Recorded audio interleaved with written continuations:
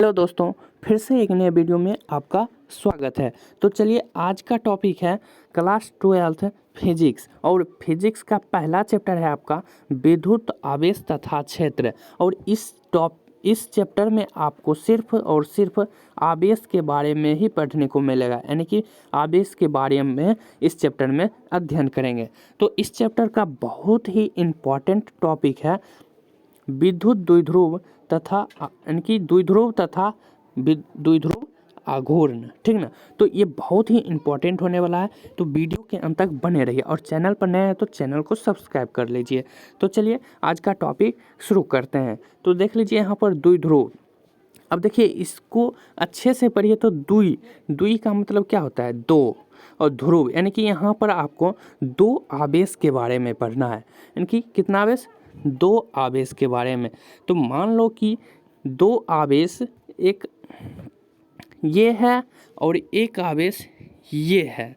दो आवेश हो गया और ये दोनों आवेश का मान देखो, ये दोनों आवेश का मान जब भी लेना है आपको तो दोनों का मान क्या होगा?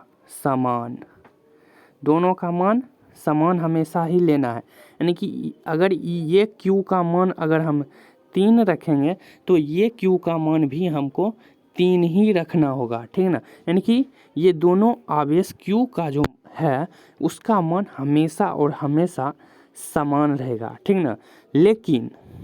लेकिन इसका जो प्रकृति होगा, ठीक ना, दो आवेश लिए हैं हम यहाँ पर और दोनों का मान समान, यानी कि ये Q का मान अगर हम 3 रखेंगे, इस Q का मान अगर हम 3 रख दिए और तो इस Q का मान भी 3 ही होगा, ठीक ना। यानी कि दोनों का मान समान रहेगा।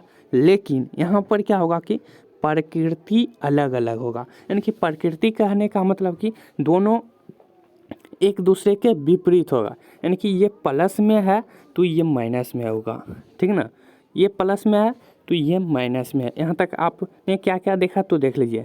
दो आवेशों का मान एक समान होगा, यानी कि Q बराबर 3 लिए तो यहाँ भी Q बराबर 3 लिए।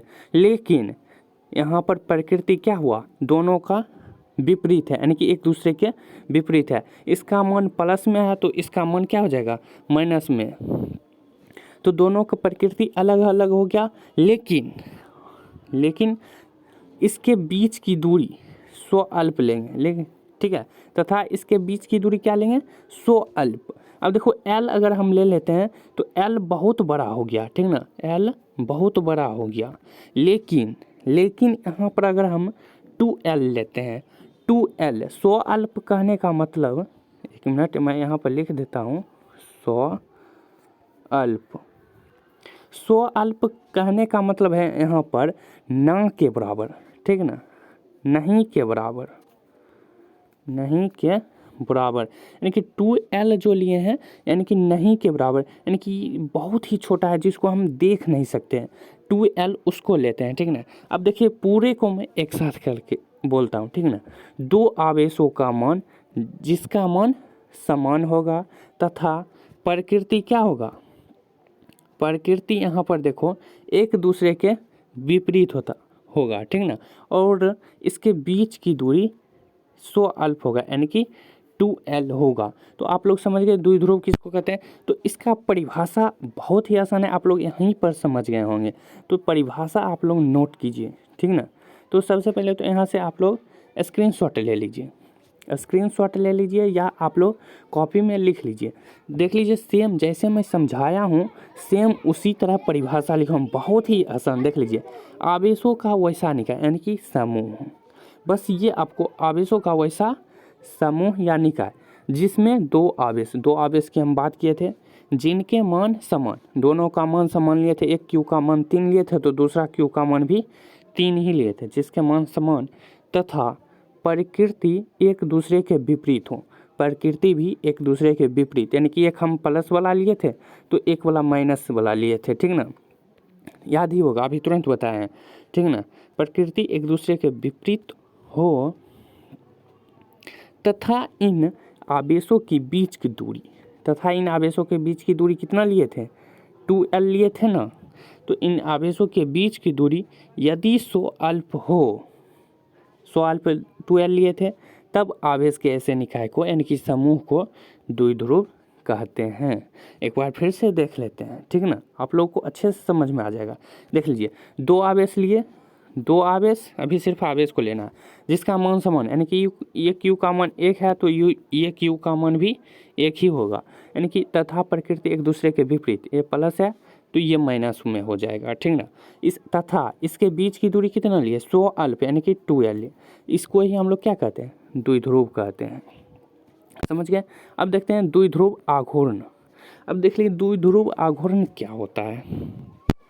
देखिए द्विध्रुव आघूर्ण, अब उसी दोनों आवेश, वो दो आवेश जो लिए थे, वो दोनों आवेशों में से किसी एक आवेश का मान, यानी कि दो आवेश था, दोनों क्यू था, दोनों आवेश क्या था, क्यू था, तो ये क्यू का कोई एक क्यू ले लेंगे, ये दोनों में से कोई एक, मान के चलो हम ये क्यू लेते हैं प्लस वाला, ठीक ना, प्लस वाला क्यू लिए, तो यहाँ पर करा है दोनों आवेशों में से किसी एक आवेश का मान, दोनों में से कोई एक आवेश का मान ले लिया, हम मान के चलो कि प्लस वाला क्यू ले लेते हैं, एक आवेश का मान ये ले लिए, ठीक ना, मान ले लिए आवेशों का मान, तथा आवेशों की बीच की दूरी, आवेश के बीच की दूरी क्या था, 2l।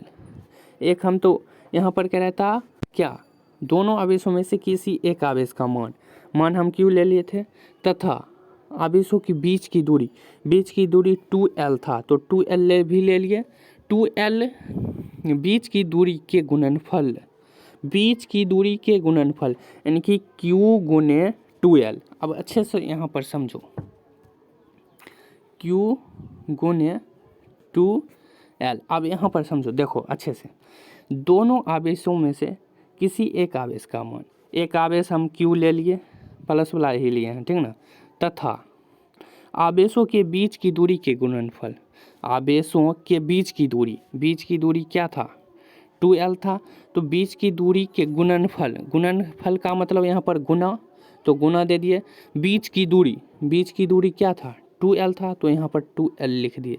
और द्विध्रुव आघूर्ण को हम किससे सूचित करते हैं, P से, ठीक ना। तो आप लोग परिभाषा लिख लीजिए, दोनों आवेशों में से किसी एक आवेश का मान तथा आवेशों के बीच की दूरी के गुणनफल को द्विध्रुव आघूर्ण कहते हैं। अब इसी को यहाँ पर देख लीजिए, ये दोनों आवेश है, इसके बीच की दूरी 2l, तो यहाँ पर द्विध्रुव आघूर्ण को हम लोग P से सूचित करते हैं, ठीक ना, P से।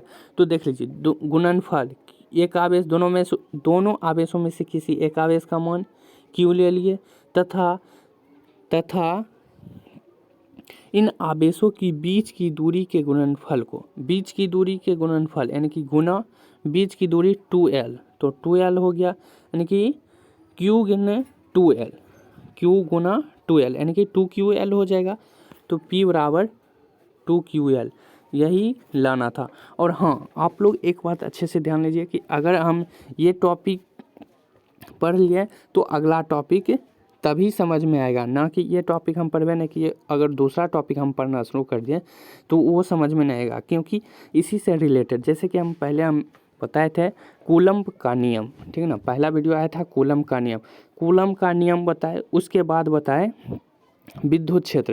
विद्युत क्षेत्र बताए जो कूलम्ब के नियम से ही मिलता जुलता था। कूलम्ब का नियम आप नहीं समझे तो विद्युत क्षेत्र भी नहीं समझते, और विद्युत क्षेत्र समझ गए तो यहाँ पर ये द्विध्रुव भी समझ गए, और द्विध्रुव समझने के बाद अगला जो टॉपिक आएगा जो कि इससे ही रिलेटेड रहेगा, यानी कि P बराबर 2ql से ही रिलेटेड रहेगा। तो आप लोग पूरे वीडियो देखा कीजिए हर बार, ठीक ना। तो आज वीडियो बस इतना ही, मिलता है नेक्स्ट वीडियो।